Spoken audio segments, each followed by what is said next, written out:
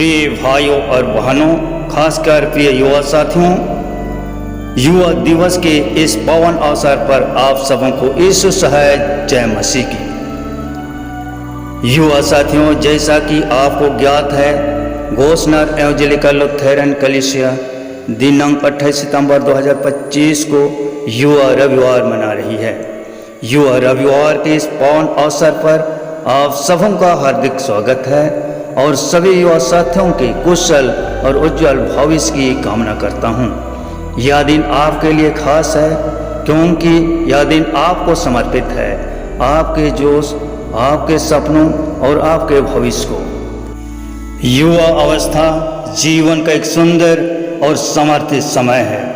उत्साह, शक्ति, आत्मविश्वास और सपनों से भरा हुआ जीवन।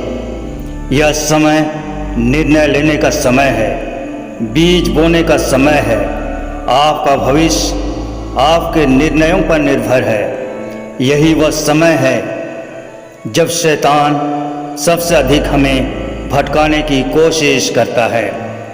प्रिय युवा साथियों, जीवन के सफ़र में हम सब कभी न कभी ऐसे मोड़ पर आते हैं जहां लगता है कि हमें किसी की ज़रूरत नहीं है, न माता पिता की, न परिवार की, न परमेश्वर की। हम सोचते हैं कि मैं अपनी ज़िंदगी अपने तरीके से जी सकता हूँ। यही सोच हमें धीरे धीरे उस राह पर ले जाती है जहाँ दिखता तो सब अच्छा है, लेकिन अंदर ही अंदर आत्मा खाली हो जाती है। युवा अवस्था में स्वतंत्रता का आकर्षण बहुत शक्तिशाली होता है।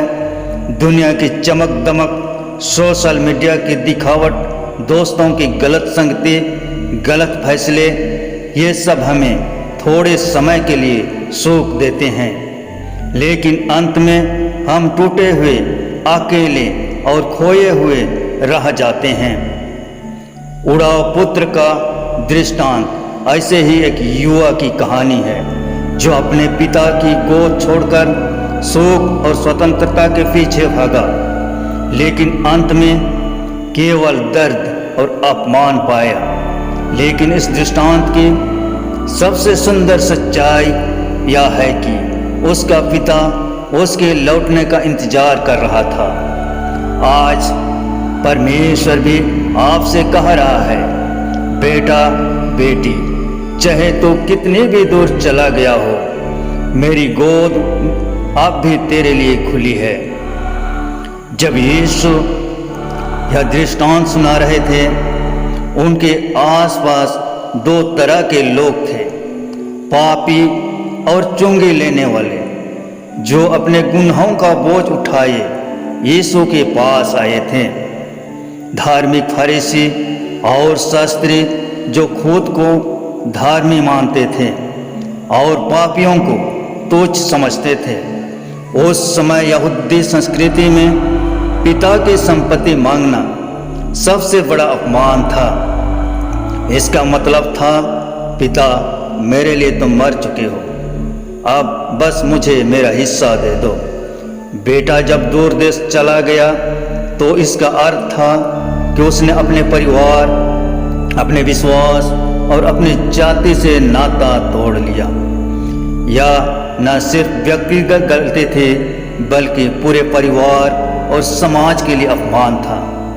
सुअरों की देखभाल करना यहूदियों के लिए अत्यंत नीच काम माना जाता था, क्योंकि सुअर अशुद्ध जानवर थे, लय व्यवस्था गारा साथ। इस स्थिति में पहुंचना उसके पतन की गहराई को दिखाता है। लेकिन इस कहानी में पिता का दौड़कर बेटे को गले लगाना सामाजिक नियमों को तोड़ने वाला अद्भुत प्रेम था, क्योंकि एक सम्मानित वृद्ध यहूदी पुरुष कभी दौड़ता नहीं था, परंतु यहाँ पिता प्रेम के कारण अपनी गरिमा की परवाह नहीं करता। यीशु ने यह दृष्टांत इसलिए सुनाया ताकि वे दिखा सकें कि परमेश्वर केवल नियमों का परमेश्वर नहीं है, बल्कि प्रेम, क्षमा और पुनर्स्थापन का परमेश्वर है।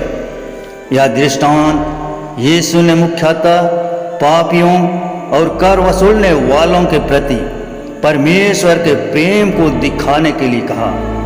यह दर्शाता है कि परमेश्वर हमारे पापों की गहराई में गिर जाने पर भी हमें स्वीकार करने को तैयार है, यदि हम पछताव के साथ उसकी ओर लौटें। आइए इस पूरे दृष्टांत के आत्मिक बातों को सिलसिलेवार समझने की कोशिश करते हैं। वचन लूका 15:11 से 12। बेटे का पिता से हिस्सा मांगना। किसी व्यक्ति के 2 पुत्र थे।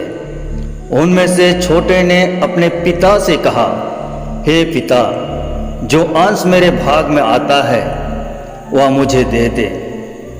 तब उसने अपनी संपत्ति उनके बीच बांट दी। यह वचन हमारे उस स्वभाव को दर्शाता है जहां हम स्वतंत्रता चाहते हैं पर जिम्मेदारी नहीं। हम परमेश्वर के आशीर्वाद तो लेना चाहते हैं पर उसके नियमों और उसकी इच्छा के अधीन नहीं रहना चाहते। यह पाप की शुरुआत है जब हम कहते हैं, हे परमेश्वर, मेरी जिंदगी में हस्तक्षेप मत कर। बाइबल यशाया 53:6 में कहती है, हम सब भेड़ों के समान भटक गए, हम में से हर एक ने अपनी अपनी चाल चला। याकूब 1:14 में लिखा है, हर एक मनुष्य अपनी अभिलाषा से खींचकर और फंसकर परीक्षा में पड़ता है। वचन लूका 15:13 से 16। पतन और खालीपन। छोटा बेटा सब कुछ लेकर दूर देश को चला गया और वहां कुकर्म में अपना धन उड़ा दिया और भूखा होने पर वह सुअरों की रखवाली करने लगा। यह वचन बताती है कि पाप का मार्ग आकर्षक दिखता है लेकिन अंत में अंधकार और निराशा लाता है। दूर देश पाप को उस स्थिति को दर्शाता है जहां हम परमेश्वर से दूर हो जाते हैं। सुअरों के साथ रहना उसकी गिरावट की चरम सीमा दिखाता है जब इंसान परमेश्वर से दूर होकर अपने मूल्य खो देता है। नीति वचन 14:12 में लिखा है, कोई मार्ग मनुष्य को सीधा जान पड़ता है परंतु उसका अंत मृत्यु का मार्ग होता है। रोमियो 6:23 में कहती है, पाप की मजदूरी मृत्यु है। वचन लूका 15:17 से 19। आत्मिक जागृति और पश्चाताप। वह होश में आकर कहने लगा, मेरे पिता के कितने ही मजदूरों के पास रोटी की बहुतायत है और मैं यहाँ भूखा मर रहा हूँ। मैं अपने पिता के पास जाकर कहूँगा, हे पिता, मैंने स्वर्ग के विरोध और तेरे सामने पाप किया है। यह वचन अत्यंत भावुक कर देने वाला है। जब वह पश्चाताप करने लगता है और अपने पिता से क्षमा मांगने का सोचता है, यह वह समय है जब आत्मा सच्चे पश्चाताप में जाग उठती है। पश्चाताप का पहला कदम है स्वीकार करना कि मैं गलत था और परमेश्वर की ओर लौटने का निर्णय लेना। वह अब बेटे के रूप में नहीं, मजदूर की तरह लौटने को तैयार है। यह उसकी टूटी हुई आत्मा और नम्रता को दर्शाता है। भजन संहिता 51:17 में भजनकार कहता है, टूटा मन परमेश्वर की योग्य बलिदान है। हे परमेश्वर, तू टूटे और पीसे हुए मन को तुच्छ नहीं जानता। यशाया 55:7 में लिखा है, दुष्ट अपने मार्ग को और अधर्मी अपने विचारों को छोड़ दे और यहोवा की ओर लौटे।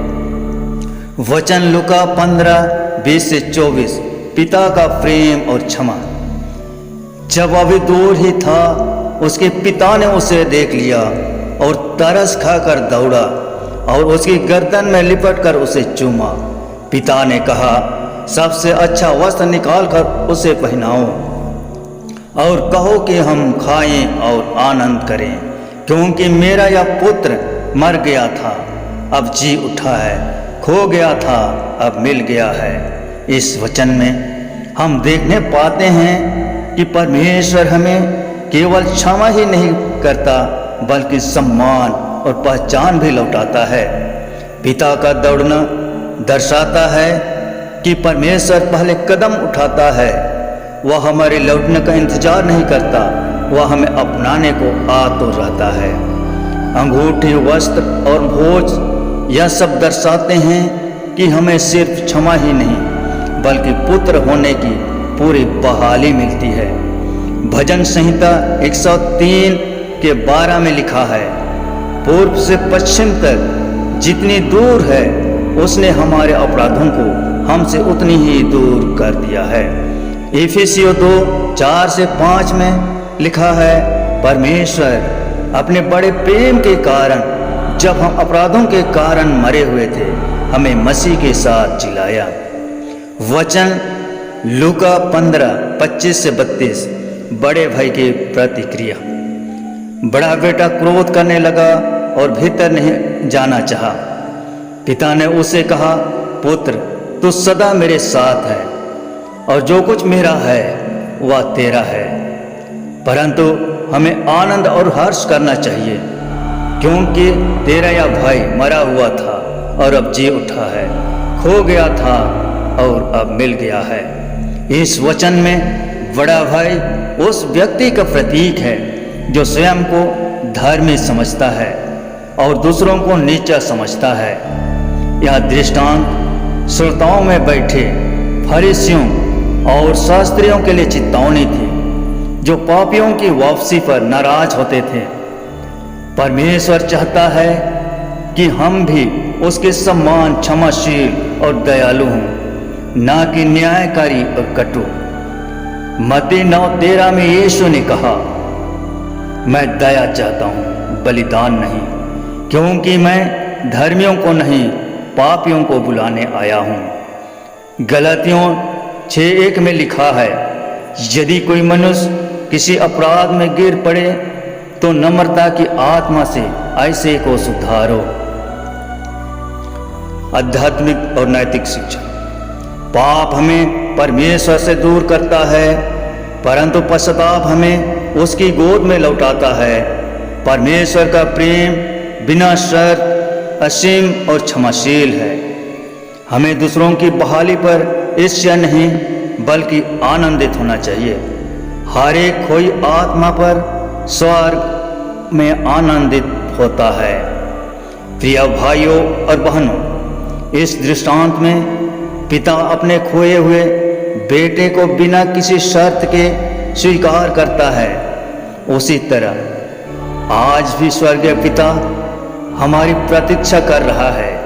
वह चाहता है कि हम अपने थके टूटे और पाप में गिरे हुए जिंदगी को उसके हाथों में सौंप दें। शायद हम में से कोई दूर देश में जी रहा हो, परमेश्वर से दूर, अपनी इच्छाओं और गलत राहों पर। शायद किसी का दिल अपराध बोझ से दबा है और सोच रहा है, क्या परमेश्वर मुझे अब भी अपनाएगा?